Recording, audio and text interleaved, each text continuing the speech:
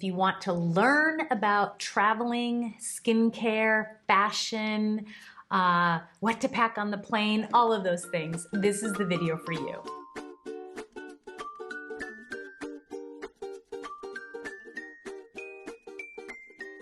Hey everybody, it's Lisa, owner of Peaches Skincare, and this is video number 3 of a little bit of a series on the trip that we just took.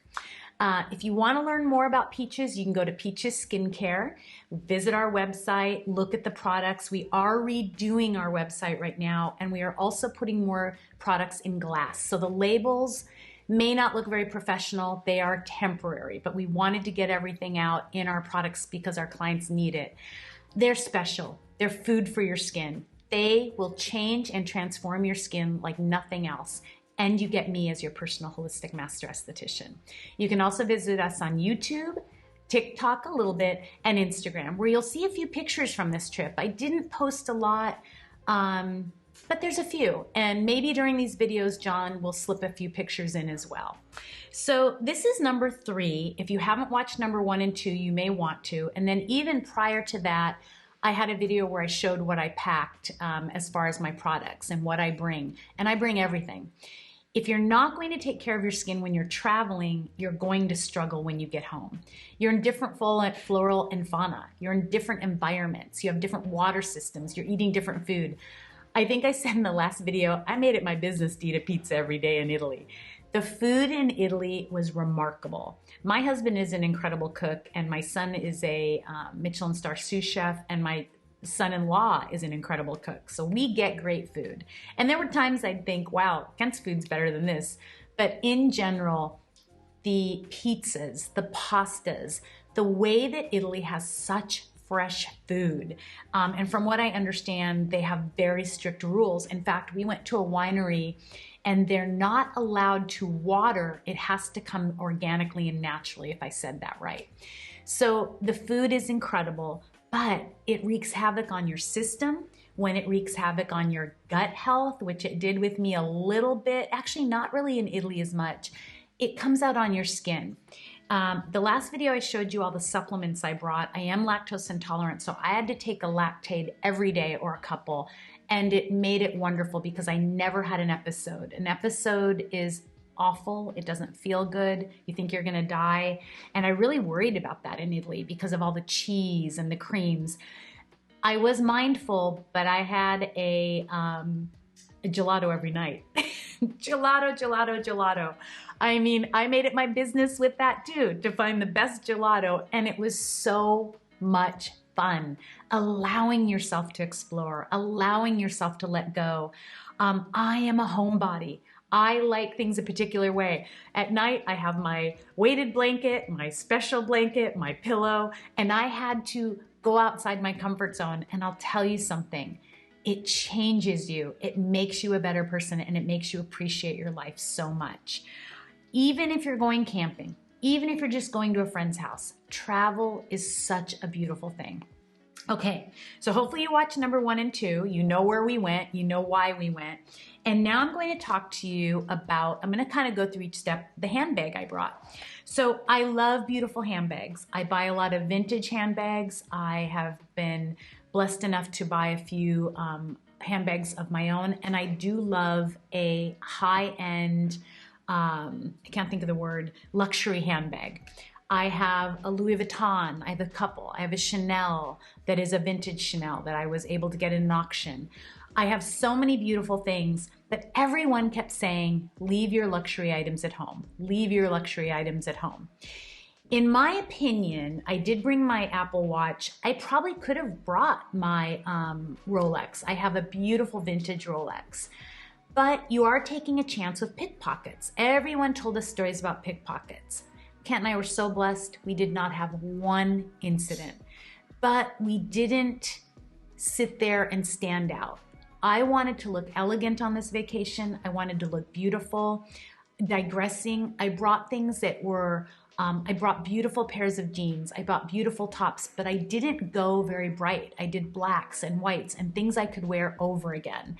I did carry on. That's a whole, I already went over that. There's a picture of it on Instagram for 3 weeks. But I think 3 different times at our hotels, we had our laundry done, the different pieces, and it made such a difference. I would wear something like maybe a pair of jeans 2 or 3 times, which for me is kind of gross. I'm a germaphobe. But I always had a clean top, and that made me feel good. So we would do our laundry, and it made such a difference. I would have punches of luxury. I would have the beautiful earrings on.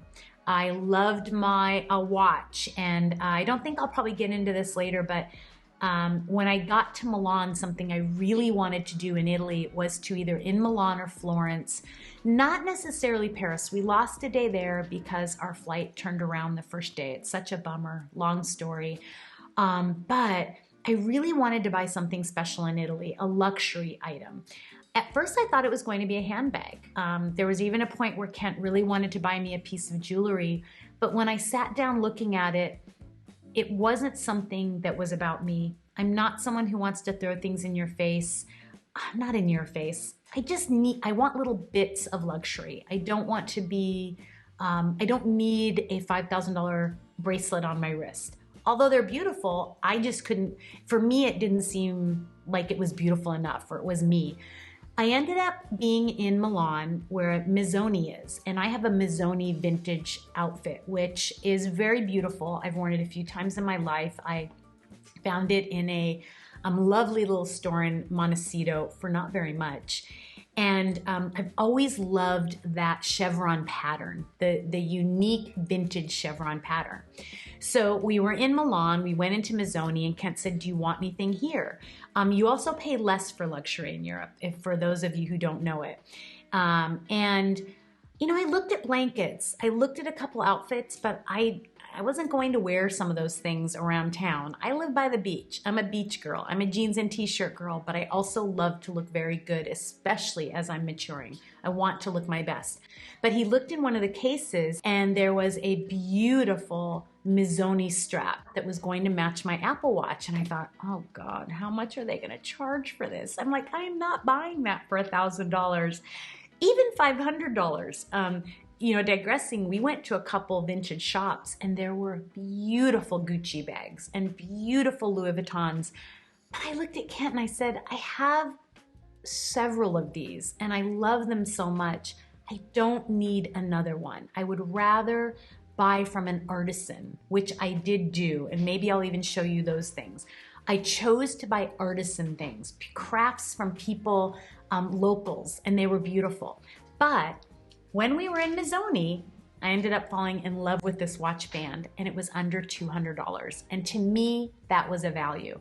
I don't know if you can see it. I'll kind of hold it up, but this goes on my Apple Watch, and I love it.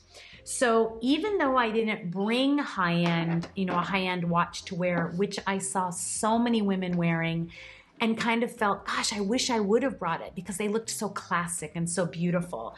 I felt like this was really pretty, but I didn't even get it till the very last stop. Let me digress to the way the women looked there. Okay, wait, let me show you the handbag I ended up bringing. I was going to bring a Louis Vuitton crossbody, but at the last minute my zipper broke and it just wasn't fitting a water bottle. And the rule Kent and I had was he was not going to be bogged down with things. You're not supposed to wear a backpack. People can get into it very easily. You look like a tourist. We did not want to look like tourists. But we wanted a bag that would fit our water bottle. In Europe, and mostly in Italy, you can find water fountains everywhere. And just in case they aren't as pure as they say, we brought this water bottle by Life Straw. I wouldn't say I loved it. It was a little hard to drink out of, but it served its purpose and it fit in my handbag, if you can see. This is a Lululemon handbag that Kent and I found. What I loved about it is it was a crossbody. We'll see if John has a picture right now of me wearing it. You see me in my hat every day. Yes, I wore it every day. I loved this hat. And the women in Italy and the men would compliment that hat all the time. I know that you want to show your hair, but I was not going to ruin my skin in an effort to show my hair. That's just not who I am. But I also have this on in almost every picture. It's not only incredibly deep, it has so many different pockets, And it has a zipper pocket inside where I kept our wallets. We brought very thin wallets with only the items we needed. We left our passports in the hotel, and it would fit the water bottle. Every day I would bring a little Advil. I'd have a little Vaseline for my lips. I would bring Imodium. I had a bag of Lactaid, but we would go through it every night and take out the things we didn't need and then add the things we did. If I bought anything, I had to make sure it was going to be something I could bring back in my carry-on. This is a great bag, Lululemon. I had to make sure it was something I could bring back on my carry-on because I didn't want to check anything on the way home. Getting through LAX at night, when you get in at almost 11 o'clock at night, I did not want to go get our bags. The whole point of bringing carry-on was to make sure we didn't lose anything along the way. Planes, trains, and automobiles, and I'll talk to you more about that as well. And so I bought things that I could either, maybe a t-shirt or a beautiful scarf. In Sorrento, so Paris, we were so blessed. We got to see Monet Gardens, we got to see Versailles and the Eiffel Tower, but we lost a day there. So our travel there was very quick. I didn't get to do the shopping I wanted to. I didn't get to be a part of the fashion week as much as I would have liked, which I'm going to talk to you about as well in the next video. But the next stop, getting ahead of myself with Paris, was Sorrento. They're known for linen. Had I known I wouldn't see linen anymore in Italy, really, a little bit in Florence, I would have bought so much more. But the linen was stunning and beautiful, but I could wrap it up, put the bag in this purse, and Kent wasn't carrying something. So we were always carrying this handbag and always being aware of it. It was always in front of me. If Kent wanted to take pictures, he'd have his phone in his pocket with his hand, but most of the time I kept our phones and everything in this bag. So a little bit about, I don't want this video to go too long. A little bit about the fashion in Paris. We'll start there. Women are walking and riding their bikes everywhere. The women I got to talk to, I wish I would have put them on camera, but we would have had to carry around our microphone and everything else. These were beautiful women. So many women are allowing their gray hair there. It is stunning. And yes, some still color, but you will look at a woman in a fabulous outfit. I wore my white tennis shoes everywhere. I might be able to show you a picture of those. If not, they were Stan Smith's, Kent. Stan Smith white tennis shoes with the little green backing. I shouldn't have brought any other shoes. I should have only brought my Stan Smiths. I'll have Kent go get them and I'll show them to you. I wore those with dresses, with outfits. There was no other shoe needed. Women wear white tennis shoes everywhere. You'll see a woman in a pair of high heels every once in a while, but basically they're wearing a beautiful white tenny, and I would clean it every night when I got back to the hotel, or Kent would clean it for me. I'm just funny about wanting things looking beautiful. And when the woman would turn around, or when I would talk to them, I would ask them, talk to me about aging. They weren't injecting. They said women in the United States do too much to their face. They wear too much makeup. It doesn't mean that nobody did, and I'm not judging anyone who does. I love everyone here, and if you do those things, I just want you to still take care of your skin. But what I noticed in Italy, or in Paris, is that women were allowing the process but looking freaking amazing. They were letting their hair be wild or making sure it was well coiffed. They were wearing clothes so beautiful, and it didn't have to be name brand, but they were put together. They weren't wearing ripped jeans. They weren't walking around in Lululemon all day. They were riding bikes by us in gorgeous outfits, and it was so motivating and incredible. And then when Pam Anderson didn't wear makeup, I wanted to cry. I was like, thank you, thank you, thank you for showing us that as women we can be who we are. And then watching, oh my gosh, I'm gonna forget her name right now, with her beautiful gray hair. Please forgive me, guys. I have so much in my mind right now. It was amazing. What is her name? I cannot believe I can't remember it right now. You will all know, she's gray hair, beautiful. She's allowing herself to age.